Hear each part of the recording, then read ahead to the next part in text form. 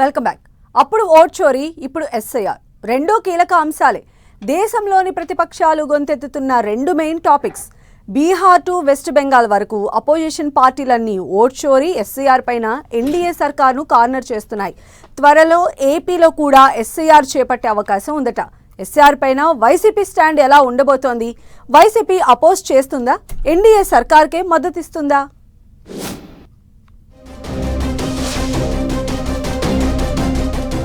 ఏపీలో కూడా ఎస్ఐఆర్ ప్రక్రియ స్టార్ట్ కాబోతోందా?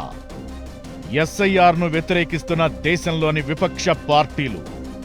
ఏపీలో ఎస్ఐఆర్ చేపడితే వైసీపీ స్టాండ్ ఎలా ఉండబోతోంది? ఎస్ఐఆర్కు వైసీపీ అనుకూలమా, వ్యతిరేకమా? వైసీపీ అధినేత ముందు మరో సవాల్. ఎస్ఐఆర్ స్పెషల్ ఇంటెన్సివ్ రివిజన్, దీన్నే సర్ అంటున్నారు. ఓట్ల సవరణ కోసం కేంద్ర ఎన్నికల సంఘం చేపట్టిన ఈ ప్రత్యేక ప్రక్రియ చుట్టూ రాజకీయం రచ్చ చేస్తోంది. ఎస్ఐఆర్కు దేశంలోని విపక్షాలు నో చెబుతున్నాయి. రాహుల్ గాంధీ అయితే ఢిల్లీలో ప్రెస్ మీట్ పెట్టి మరి ఓటర్ల గల్లంతు చోరీ అని పెద్ద ఆరోపణలే చేశారు.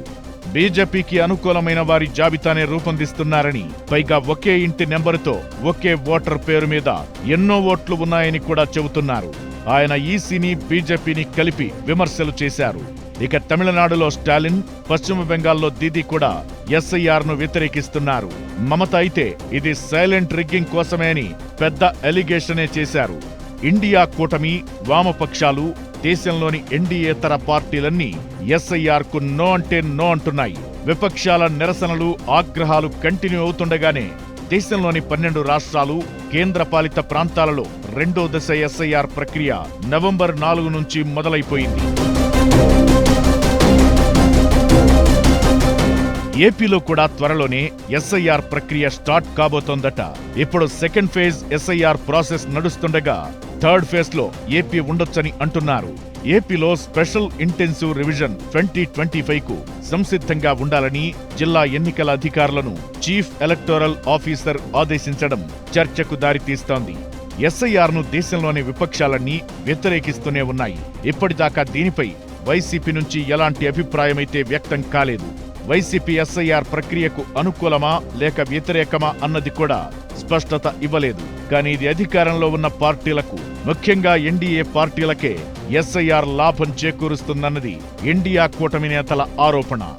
ఏపీలో 2024 ఎన్నికల్లో ఈవీఎంల ప్రభావంతో కూడా తాము ఓడిపోయామని వైసీపీ నేతలు పలుసార్లు ఆరోపించారు.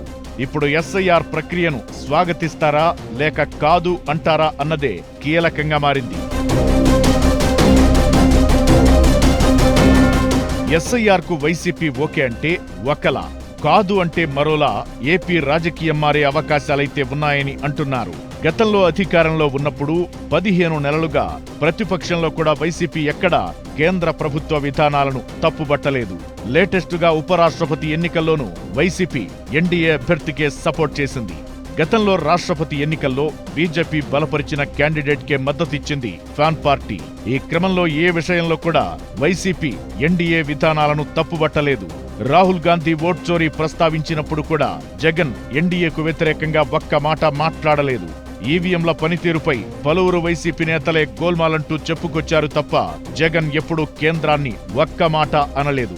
పైగా ఓట్ల చోరీ అంటూ రాహుల్ గాంధీ ఏపీ గురించి ప్రస్తావించలేదని, ఆయనకు ఏపీ సీఎం టీడీపీ అధినేత చంద్రబాబుకు మధ్య హాట్ లైన్ నడుస్తోందంటూ సంచలన వ్యాఖ్యలే చేశారు జగన్. అయితే జాతీయ స్థాయిలో వైసీపీ పదే పదే ఎన్డీఏకు బేషరతుగా మద్దతివ్వడం అనేక రకాల చర్చకు దారితీస్తోంది. ఏపీ వరకు వస్తే మాత్రం వైసీపీ అధినాయకత్వం ఎన్డీఏ ప్రభుత్వాన్ని విమర్శిస్తూ ఉంటుంది. కేంద్రంలో మాత్రం బీజేపీకే మద్దతిస్తుంది.